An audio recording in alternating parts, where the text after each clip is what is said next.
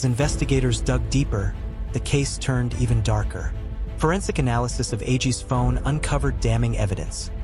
A stream of text messages exchanged with his mother, Sheila Agee, beginning just minutes after he received his STD results and continuing until shortly before the shooting. Keith told her of his plan to kill Sims. Instead of stopping him, Sheila encouraged the murder, coaching her son on timing and logistics. She even promised to notify him when she and Sims, co-workers at the same store, were close to Home Depot. At one point, she urged him not to shoot Sims while she was still in the car, asking him not to damage her vehicle or risk her own safety.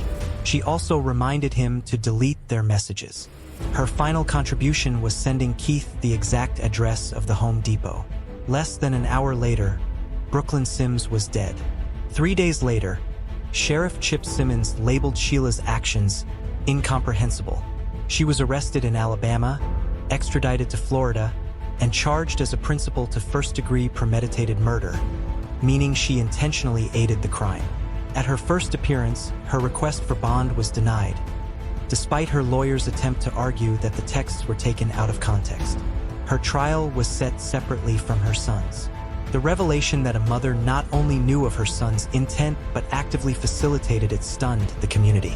Prosecutors argued that Sheila's role was not minor or passive. She was effectively a co-conspirator, aware that a young woman's life was about to be ended and choosing to help rather than intervene. The case highlighted how digital evidence, especially text messages, can transform a murder investigation by laying bare the conversations and motives that precede a crime. Investigators remarked that without the phone data, Sheila might have been treated merely as a grieving relative, never facing the full weight of the law.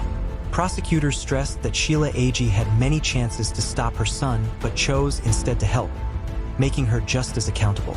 Charged as a principal, she faced the same penalties as Keith, including life in prison. Her defense hinted she misunderstood or feared him, but prosecutors argued the texts spoke for themselves. She was no bystander. For Brooklyn Sims' family, the news brought both relief and sorrow. Relief that justice might reach beyond the shooter, and grief at the betrayal that allowed the crime to happen. The case became a chilling reminder of how warped loyalty can turn deadly, an act Sheriff Simmons rightly called incomprehensible.